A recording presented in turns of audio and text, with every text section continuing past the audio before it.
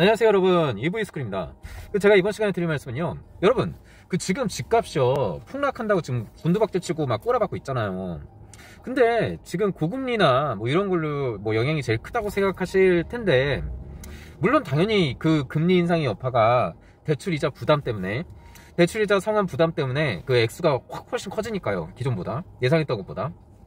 그것도 있지만 더 큰 게 또 있어요. 여러분들 그것만 생각하시면 안 돼요. 이자 부담 때문이 아니라, 부담 때문만이 아니라 더 큰 거는 대출을 받을 수 있고, 혹은 그 돈을, 그러니까 그 이자가 오르니까 그만큼 또 그 뭐랄까요, 집을 빚 없이 살 수 있는 사람들한테는 전혀 부담이 안 되는 부분이기도 하죠. 하지만 바꿔 생각하면은 그 돈을 그 금융상품에, 고금리 금융상품에 투자해가지고 불릴 수가 있어요.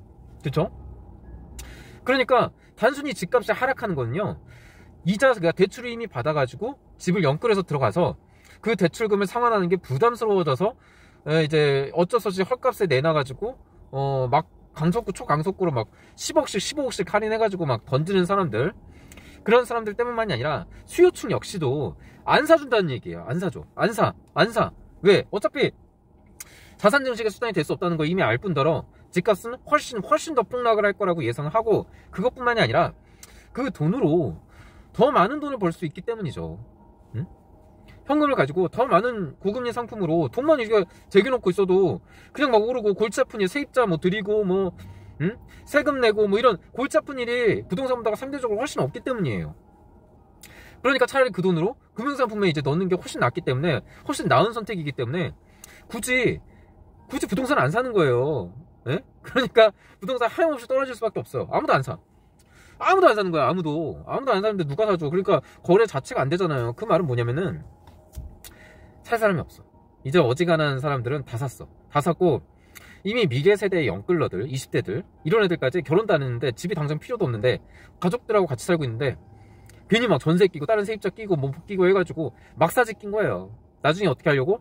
나중에 전세 뭐 안 구해주거나, 혹은 본인들이 실입주할 때 그때 대출 빚져가지고 대출금으로 충당하지, 그렇게 아무렇지도 않게 생각하다가 결국 그 사장이 난 거예요. 그러니까 미래 수요까지 몽땅 때려 쓴 거야. 왜? 결혼하려면, 나 아직, 자식 입장에서는 아직 결혼 생각도 없는데, 엄마가 그냥 내 이름, 내 명의로 집 사가지고 뭐, 뭐 집이 내 앞으로 있네? 뭐 그런 거죠. 한마디로. 집이 필요가 없는데, 그냥 집이 그냥 사져 있는 거예요. 근데 결혼 생각도 없는데 15년 뒤에 결혼할지, 할지 안 할지도 몰라. 15년 뒤에. 그런 수요까지 몽땅 땡겨 쓴 거라니까요. 물론 그 중에 안 산 사람도 있지만, 생각해보세요 여러분. 20대 초반이에요. 대학생인데 갑자기 덜컥 집이 생겼어.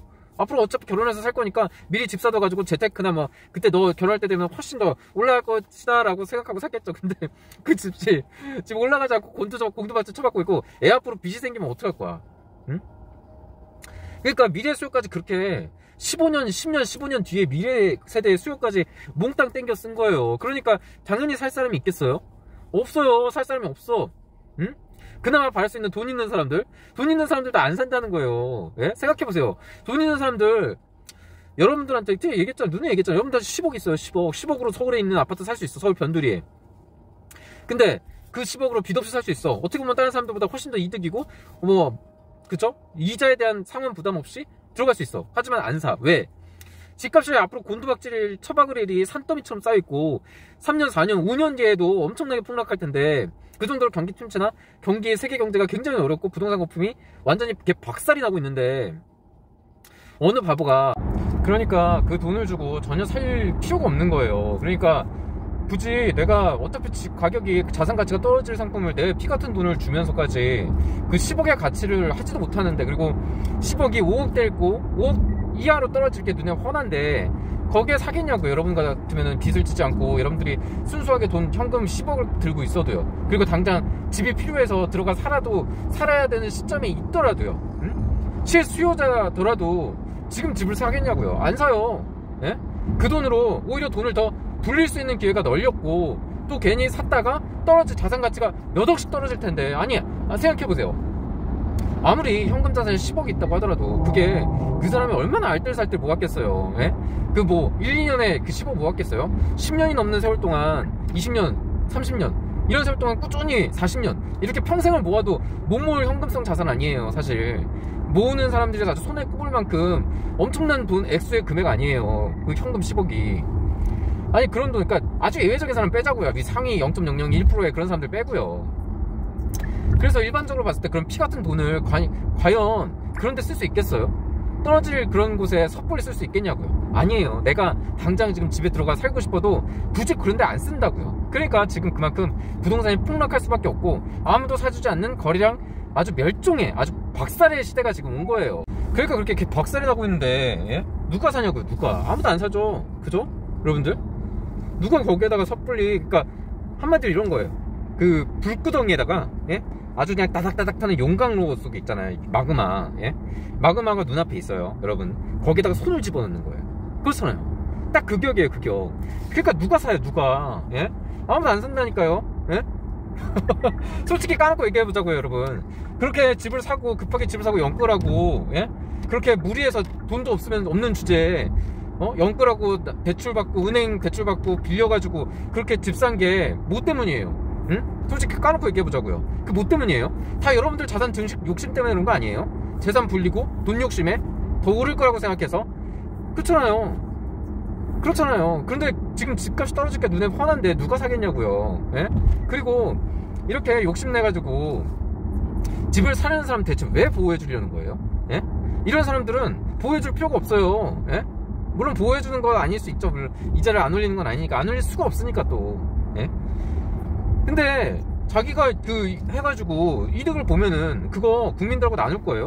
그렇게 고통 분담해주고 물가 상승, 예? 이 금리 상승 안 해가지고 물가 환율 원화가치 쓰레기 만들고 원화가치 떨어지게 만들고 모든 국민들이 물가 폭등으로 모두가 고생을 하게끔 만든 그 장본인들, 예? 비투 영끌한 사람들, 남의 돈 아무렇지도 않게 쓴 사람들, 그 사람들 이익 나면은 나눌 거였어요? 아니잖아요.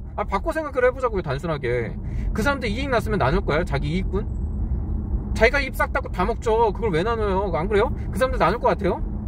근데 왜 그거를 고통을 분담해 준다고 하고 자기가 한 과오를 왜 모든 국민들이 그 사람 비투하고 영끌하고 남의 돈 아무렇지도 않게 쓴 그 사람 혼자 책임을 져야지 왜 모든 국민들이 책임을 공동으로 지는 길을 왜 그런 정책을 피냐고요. 예? 제가 뭘 했어요? 이런 식으로 하면요 정권 바뀌어요. 예? 이런 식으로 하면 국민들이 표 줄 것 같아요? 이런 식으로 하면은 국회의원 수 더 늘려줄 것 같냐고요. 안 그래요.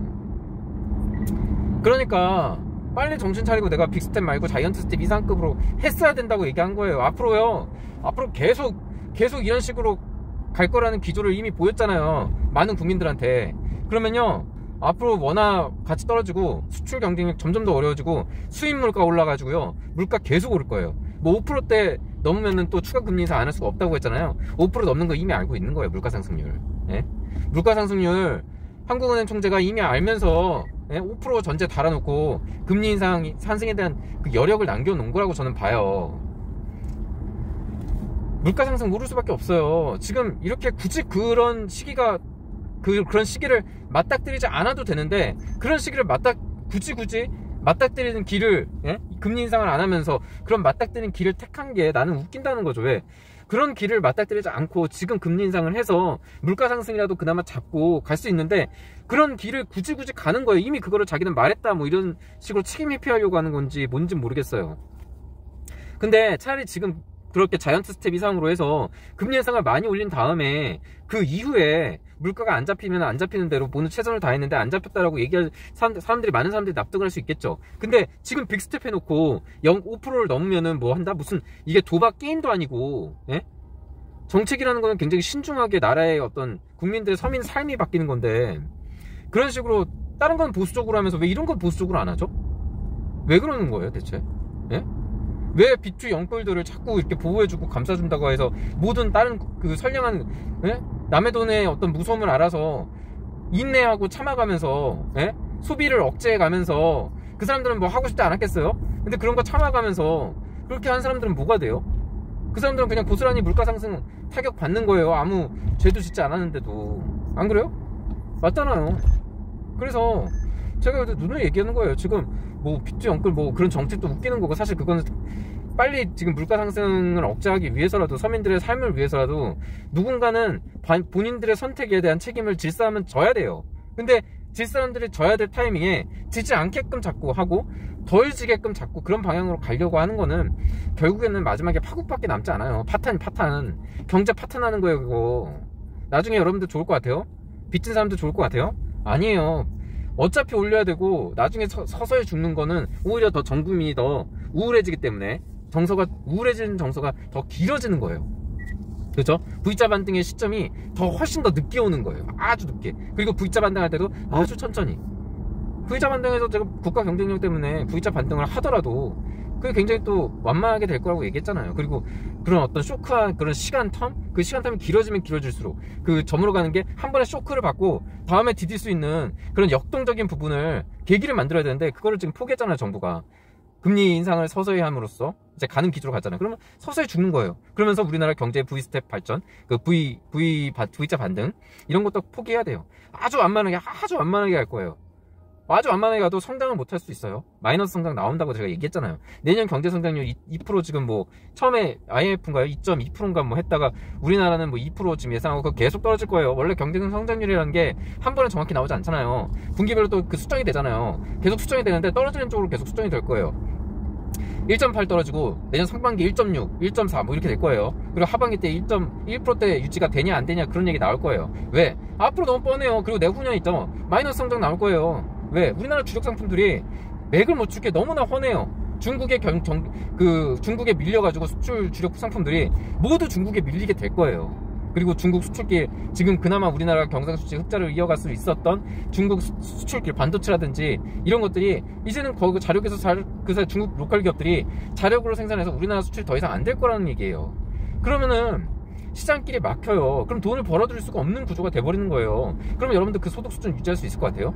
못해요. 부동산 그 가격 유지할 것 같아요? 절대 못하죠. 개폭락하죠. 누가 사요? 예? 원화 가치는 쓰레기가 돼가고 나라의 국가 경쟁력은 진짜 계속 처지고 있고 뒤처지고 있고 삼성이 소니꼴 나고 외화를 달러는 부족하고 그럼 뭐 이 나라 뭐 관광으로 먹고 살아야 되나? 태국처럼? 뭐 근데 이 나라 관광할 게 있어야지. 예? 제가 얘기했잖아요. 관광으로도 안 되고 뭐 이것저것 또 되게 안 돼. 다른 나라에 비해서 메리트가 없어. 그럼 뭐야? 수출길로 먹고 살아야 되는데 수출밖에 우리나라가 살 길이 없어. 지하자원도 없기 때문에. 예? 가지고 있는 기술과 그리고 외교와 상술과 친밀도와 그러니까 엄청나게 세일 짜고 어떻게 보면 자존심까지 내줄 정도로 실익을 극도로 추구해야 되는데 자꾸 자존심만 이렇게 쌓여있어. 자존심만. OECD가 뭐 어떻고 선진국이 어떻고 네가 감히 우리나라한테 뭐를 사려고 들어? 네가 감히? 그러면서 뭐 동남아시아 국가들 무시하고 안 그래요? 어떻게 되나 보세요. 나중에 그 반대가 될 거라니까요. 이제 우리나라 자존심 이만한 소자했던 거 나중에 목구멍이 포도청이라고 나중에는 그렇게 반대 입장으로 바뀌어요. 절대적인 건 없어요. 우리나라도 일본 소닉 보면서 되게 박장대소 했잖아요. 고소하다고. 근데 어떻게 되나 보세요. 삼성 어떻게 되나 보자고요. 앞으로 정말 제가 얘기했잖아요. 현대차가 우리 앞에 어떻게 미국 시장하고 대처하는 미래가 될 거라고. 근데 전기차 배터리가 이제 미국도 그런 여유가 없고 보호해주고 비호해줄 이유도 어떤 명분도 없어요. 그만큼 지금 어렵다는 얘기예요. 그래서 독자 생존해야 되는데 독자 생존의 경쟁력을 키우기에는 이미 너무 늦었어. 이미 5년 10년 전부터 했어야 되는데 5년 10년 전부터 되는 준비가 하나도 없었어.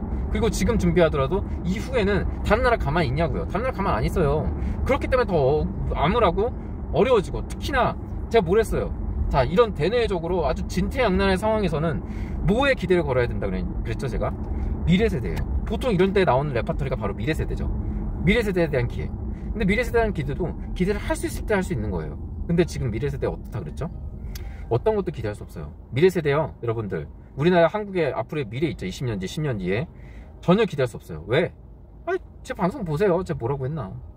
전혀 기대할 수 없으니까 각자 도생이에요. 이제 각자 도생이고 제가 오늘 자산의 가치가 우리나라 여러분들 인생에 있어서 제일 높은 평가를 받는 때라고 했잖아요. 지금 자산 가치를 그나마 가장 높이 평가를 받을 때 어떻게 굴리냐가 여러분들 나중에 삶의 질을 윤택하느냐 아니면 불행하느냐 그거를 결정하는 중요한 요인이 될 거예요. 지금 이 순간이 여러분들 자산을 어떻게 활용하느냐에 따라서 여러분들이 나중에 노후의 삶이 극명하게 바뀔 거예요. 제가 그거 보장해요. 장담해요. 그래서 지금 무주택자들 있죠. 무주택자들이 지금 갑이에요. 왜냐? 지금 집이요 팔고 싶어도 못 팔아요. 팔고 싶어도 사줄 사람이 없어요. 살 생각을 갖고 있는 사람이 없어요. 그러니까 제가 뭐라고 했어요. 집 그거 덩치 커서 빼도 박도 못한다니까요. 빼도 박도 못해요. 팔고 싶어도 못 팔아요. 그 돈으로 현금성 자산 금융상품 투자해가지고 돈 불리고 막 머릿속 생각은 가득한데 못해. 왜? 근본적으로 집을 처분을 못해. 덩치가 크고 거품이 잔뜩 쌓여있는데 결정을 빨리 못해가지고 처분을 못하고 있어. 어떻게 빼도 박도 못하는 거예요. 그냥 갖고 세금 계속 내고 있어야 되고 집값이 폭락하는 거 지켜볼 수밖에 없는 거예요. 그러니까 제가 뭐랬어요. 무주택자 빚 안 진 사람들 기회예요. 이 기회를 꼭 살리세요, 여러분들은. 그리고 주택 가지신 분들 어떻게 해서든 그 부와 내동하시지 말고 그 막 집이 뭐 부동산 불편이 어쩌니 집값은 다시 오를 거니 다시 지금 가격으로 어차피 우상향, 절대 우상향, 무조건 우상향 이런 생각에 부와 내동하지 마시고 빨리 거기서 탈출하세요. 여러분들 나중에 진짜 후회해요. 진짜 피눈물 흘려요 진짜. 그러니까 집 가지신 분들은 빨리 날려요. 그거 빨리 던져버려요. 빨리. 안 그러면 진짜 나중에 불태울 수도 있어요. 집 자산 증식 목표로 욕심 가지고 사셨던 분들은 그런 결과가 나올 수도 있다고요. 그러니까 지금 그럼 제가 얘기한 대로 주택 없으시고 그리고 현금성 자산 갖고 계시고 또 이렇게 굴릴 수 있는 여유가 있으신 분들 있죠. 유동성을 이제 갖고 계신 분들은 진짜 좋은 기회예요. 지금이 위기 하잖아요. 그거는 이미 자산들을 갖고 있던 사람들이 위기예요.